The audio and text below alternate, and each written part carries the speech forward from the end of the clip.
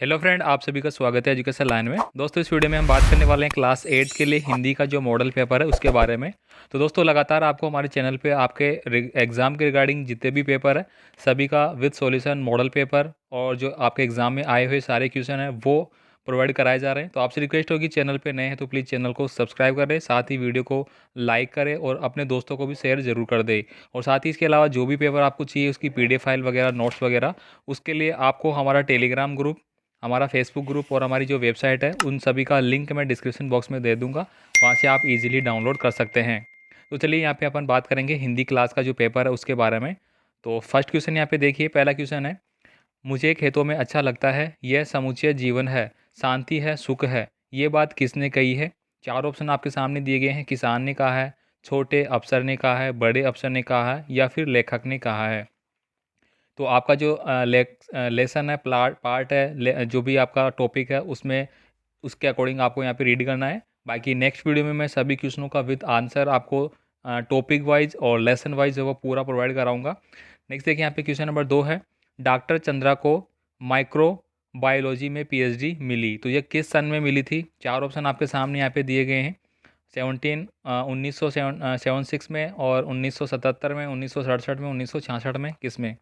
इसके बाद देखिए, नेक्स्ट क्वेश्चन आपको पूछा गया है, रांध्यों का अर्थ क्या है, सेकना, पकाना, रमना, या राग अल्पाना। तो दोस्तों, रांध्यो रांध्यो को दोस्तों अगर मारवाड़ी में बात की जाए तो रांध्यो का मतलब हो गया रांधना, यानी कि पकाना, जो भोजन अपन पकाते हैं ना उसको। बाकी आप देख लेना आपके अकॉर्डिंग क्या होगा। नेक्स्ट देखिए, यहाँ पे क्वेश्चन नंबर 4 है, लोकमान्य तिलक को बीमारी थी, किस प्रकार की बीमारी से वो ग्रसित थे, मधुमेह से, हृदय से, श्वास की बीमारी से, या फिर इनमें से कोई भी नहीं थी। अब्दुल कलाम के जन्म स्थान का संबंध किस राज्य से है। कर्नाटक से है, केरल से है, उड़ीसा से, तमिलनाडु, कौन से राज्य से वो बिलोंग करते हैं। नेक्स्ट देखिए, अखंड भारत का प्रांत था, कौन सा था, सक्कर था, जरवारन था, काबुल, या फिर सिंध, इनमें से आपको बताना है। इसके बाद देखिए, यहाँ पे क्वेश्चन नंबर 7 है, निश्चयवाचक सर्वनाम कौन सा होता है। निश्चयवाचक में दोस्तों किसी जो वस्तु हो गई या कोई व्यक्ति वगैरह, उसको इंडिकेट किया जाता है कि वास्तविक में वो है। ठीक है, यानी कि यहाँ पे देखो कौन दिया गया है। अब कौन में पता थोड़ी चल रहा है कौन, अपन बोलते हैं ना कि कौन व्यक्ति था जो कि कल हमारे घर आया था, तो कौन का पता नहीं चल रहा, निश्चय नहीं है ये बात का। क्या क्या में भी पता नहीं चल रहा, कोई कोई में भी पता नहीं चल रहा, किस में पता चल रहा है, ये है। यानी कि अपन ये बोल सकते हैं कि यह व्यक्ति वो है जो कि कल हमारे घर आया था, या कि ये व्यक्ति वह है जो कि स्कूल में प्रथम स्थान प्राप्त किया था। तो इसका सही आंसर क्या हो गया, ऑप्शन नंबर डी। इसके बाद देखिए, यहाँ पे क्वेश्चन नंबर 8 है जो कि आपकी संधि से रिलेटेड क्वेश्चन है। तो आप संधि वगैरह हो गए और समास, उपसर्ग, प्रत्यय, विलोम शब्द, पर्यायवाची, सभी को आप अच्छे से ज़रूर देखें। बाकी आप मुझे कमेंट करके बता सकते हैं आपको कौन से सब्जेक्ट के रिगार्डिंग वो पेपर चाहिए। मैं कोशिश करूँगा आपको जल्द ही नया पेपर प्रोवाइड कराने की। क्वेश्चन नंबर 8 यहाँ पे दिया गया है, रविंद्र का संधि विच्छेद क्या होगा। रविंद्र का संधि विच्छेद, चार ऑप्शन आपके सामने दिया गया है। पहला में रवि धन इंद्र है, दूसरा में रव प्लस इंद्र है, तीसरे में रवि धन इंद्र है, और चौथे में रवि धन इंद्र है। अब यहाँ पे देखिए, चौथा वाला क्वेश्चन में बड़ी ई की मात्रा आई है, और अपना जो वर्ड है उसमें भी दोस्तों बड़ी ई की मात्रा आ रही है, लेकिन ऑलरेडी बड़ी ई की मात्रा है, फिर बड़ी ई की मात्रा है, तो ये भी दोस्तों आपकी दीर्घ संधि बनती है। अगर यहाँ पे मैं बात करूँ पहले वाले ऑप्शन से, तो रवि में दोस्तों आपका ई छोटा है और फिर ई छोटा है, तो दोनों बड़ी ई भी बनते हैं। ठीक है, अब आपको देखना है आपके संधि जो रूल है उसके अकॉर्डिंग। यहाँ पे देखिए, तीसरा और जो पहला वर्ड है इन दोनों को देखिए, इसमें इंद्र नहीं लगा हुआ है। पहली बात तो ये क्लियर होगी, तो ये तो नेगलेक्ट हो गया, इसमें तो होगा ही नहीं। अब दोनों ऑप्शन आपके बचे हैं, तो इनमें से सही आंसर आपको जाएगा Ravi Dhan Indra, option number C. Next देखिए, यहाँ पे सेक्शन बी है आपका, खंड बी। क्वेश्चन नंबर 9 है, निम्न में से किन्हीं चार शब्दों के विलोम शब्द है वो आपको यहाँ पे बताने हैं। अब विलोम शब्द आप सभी जानते हैं, उसका उल्टा जो अर्थ होता है वह विलोम शब्द होता है। यहाँ पे देखिए, पहला क्वेश्चन की मैं बात करूँ, फर्स्ट है जो ऑप्शन दिया गया है आपका जल। अब जल का विलोम शब्द क्या होगा। फिर दिया गया है आपको वेर, फेर का क्या होगा। साकार दिया गया है आपको, साकार का क्या होगा। साध्य हो गया, सम्मान हो गया, आयत हो गया। इनमें से दोस्तों आप किसी चार का है वो यहाँ पे करना पड़ेगा। इसके बाद सेकंड क्वेश्चन आपको दिया गया है, निम्न में से किन्हीं दो शब्दों के दो दो पर्यायवाची आपको लिखने हैं। पर्यायवाची का मतलब क्या हो गया कि उसके समान अर्थ जो निकलता है वो आपको बताना है। फर्स्ट आपको दिया गया है चंद्रमा, तो चंद्रमा का आप लिख सकते हैं, चांद भी लिख सकते हैं, चंद्र भी, इस तरह से। सूर्य का देखिए, सूर्य का आप लिख सकते हैं, रवि हो गया, दिनकर हो गया। ठीक है। कपड़ा हो गया, कपड़े के वस्त्र हो गए, ठीक है। चीर हो गए। पवन का आप लिख सकते हैं हवन हो गया, वायु हो गई, इस तरह से। अगला देखिए, निम्नलिखित मुहावरों का अर्थ स्पष्ट करते हुए वाक्य में आपको प्रयोग करना है। फर्स्ट देखिए, यहाँ पे फर्स्ट मुहावरा बताया गया है, लोहा लेना।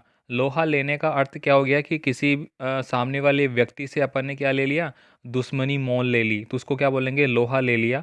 या फिर अपन ऐसा भी बोल सकते हैं कि युद्ध क्षेत्र में उतरने के दौरान जो सैनिक है, उन्होंने, जैसे कि अपन भारत पाकिस्तान की बात करें तो भारतीय सैनिकों ने पाकिस्तानी सैनिकों के सामने लोहा ले लिया, यानी कि उनको हराने के लिए एक युद्ध नीति है उसका निर्माण किया, उनसे लड़ने की।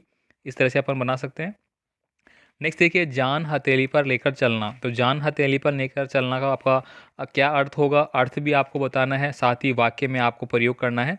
इसके बाद देखिए, समास की परिभाषा आपको उदाहरण सहित बताना है। तो समास दोस्तों आप सभी जानते हैं, जो समास आपके बुक में दिए हुए हैं या जिनका मेथड है, वो कितने प्रकार के हैं, 6 प्रकार के आपके समास हैं। अगर मैं यहाँ पे डायरेक्टली अगर एक एक का आपको नाम बताऊँ तो आप इसको एक बार नोट डाउन कर लीजिए। 6 नंबर कौन कौन सा होता है। पहला तो दोस्तों आप नोट डाउन करेंगे, अवयवी समास।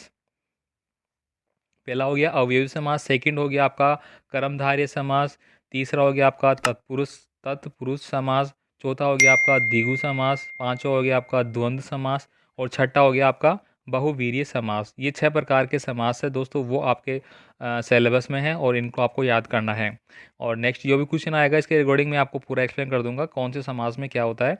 नेक्स्ट देखिए, यहाँ पे सुदामा श्री कृष्ण के लिए भेंट स्वरूप क्या लेके गए थे, ये आपको बताना है। और साथियों आप मुझे कमेंट करके ये ज़रूर बताएं कि जो मैं यहाँ पे मॉडल पेपर आपको प्रोवाइड करा रहा हूँ तो एकदम आपके सिलेबस के अकॉर्डिंग है, क्योंकि इस बार कोविड-19 को देखते हुए आपके सिलेबस में काफ़ी कटौती है वो की गई है। तो आप मुझे एक बार उसका ज़रूर बता दें, या फिर आपके सिलेबस से आउट कोई क्वेश्चन है या इसमें है तो आप उसको ना पढ़ें। नेक्स्ट देखिए, यहाँ पे हल्दी घाटी का जुझार से क्या व्यंजना की गई है। क्वेश्चन नंबर 15 देखिए, संत कंवरराम स्वावलंबी व्यक्ति थे, उदाहरण सहित आपको इसका स्पष्ट करना है क्या था। नेक्स्ट देखिए, यहाँ पे क्वेश्चन नंबर आपको 16 है, गौमूत्र के औषधीय उपयोग से ठीक होने वाले रोगों के नाम आपको लिखना है। जो गाय होती है, जिसको कि दोस्तों भारत में एक अघन्य वस्तु के रूप में जाना जाता है, ठीक है, तो इसके बारे में आपको बताना है। नेक्स्ट देखिए, यहाँ पे सेक्शन सी जो आपको दिया गया है, इसमें आपको कुछ इस प्रकार के क्वेश्चन पूछे जाएंगे जिसमें कि आपको गद्यांश वगैरह हो गए और फिर आपके जो निबंध लिखना, एप्लीकेशन लिखना, इस तरह के। यहाँ पे आपको दिया गया है दोस्तों, एक गद्यांश दिया गया है, इसको पढ़ के आपको कुछ क्वेश्चनों का आंसर देना होगा। एक बार देखिए, यहाँ पे पूरा गद्यांश मैं आपको दिखा देता हूँ। तो यहाँ पे आपको अच्छे से दिख रहा होगा। अब किसान खेत से चने के पौधे उखाड़ने लगा, छोटा अफसर उसके सिर पर तना पड़ा था, उधर में और बड़ा अफसर चकलदमी करते हुए वो बोला, मुझे खेतों में अच्छा लगता है, यह समुचित जीवन है। अब दोस्तों आपने पहला क्वेश्चन देखा होगा, उसमें लिखा हुआ था किसने ये बात कही थी, तो यहाँ पे देखो लिखा हुआ है बड़ा अफसर, ठीक है। तो वह बोला मुझे खेतों में अच्छा लगता है, तो पहला क्वेश्चन का आंसर आपको यहाँ पे मिल गया ना। तो ऐसे बहुत से एक दो क्वेश्चन ऐसे होते हैं जिनका आंसर आपको अगर गद्यांश आपको दिया गया है जो कि आपके पाठ्य पुस्तक का है तो उसमें आंसर आपको मिल जाते हैं। तो यहाँ पे देखिए क्वेश्चन का आंसर बात करेंगे यहाँ पे, उपयुक्त गद्यांश का उचित शीर्षक क्या होगा, किसके बारे में यहाँ पे बोला गया है, छोटा अफसर किसके सिर पर खड़ा था। यहाँ पे क्वेश्चन 19 है, लेखक क्या कर रहा था। क्वेश्चन नंबर 20 देखिए, बड़ा अफसर लेखक से क्या बोला। इसके बाद एक और अथवा में आपको दिया गया है, यानी एक तो आपको गद्यांश दिया जाएगा पाठ के आधार पे, एक कविता के आधार पे, दोनों में से आप कोई सा भी यहाँ पे कर सकते हैं। फर्स्ट देखिए, बिना विचारे जो करे सो पाछे पछताए, काम बिगाड़े अपनों जग में होत हंसाए।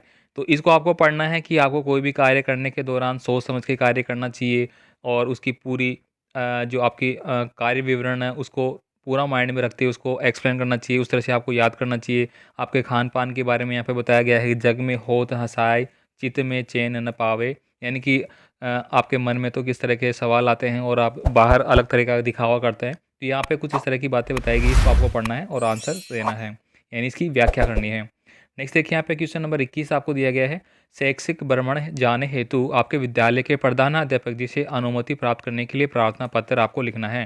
प्रार्थना पत्र यानी कि दोस्तों एप्लीकेशन जिसे अपन बोलते हैं इंग्लिश में, वो आपको लिखना है कि जैसे अपन लिखते हैं सेवा में श्रीमान प्रधानाध्यापक फलाना आपके स्कूल वगैरह, विषय में आपको लिखना है कि क्या करना है आपको, शैक्षणिक भ्रमण के लिए अनुमति हेतु, इस तरह से आप लिखेंगे। ओके। और बाकी दोस्तों आप मुझे कमेंट करेंगे तो मैं आपको पूरा जो आपका मेथड होता है, किस तरह से आप एप्लीकेशन लिखिए, किस तरह से आपको जो पत्र राइटिंग लिखना होता है, वो मैं आपको अलग से बता दूंगा। नेक्स्ट देखिए यहाँ पे अगला है, पुस्तकें खरीदने हेतु रुपए मंगवाने के लिए अपने पिताजी को एक पत्र लिखिए। तो पत्र का भी हो गया, दोनों का आपको देख लेना है। क्वेश्चन नंबर 22 देखिए यहाँ पे, निम्नलिखित में से किसी एक पे आपको क्या करना है, निबंध लिखना है। तो आप मोबाइल पे लिख सकते हैं, गणतंत्र दिवस पे लिख सकते हैं, कोरोना महामारी, वैश्विक महामारी, उस पे लिख सकते हैं, और अपने विद्यालय पे लिख सकते हैं, और बहुत सारी ऐसे कोई भी टॉपिक है वो यहाँ पे पूछा जा सकता है। लेकिन ज़्यादातर जो चांस है लगातार आपके एग्ज़ाम में कोरोना पे निबंध है वो लिखने का आपको यहाँ पे पूछा जा रहा है, तो आप इसको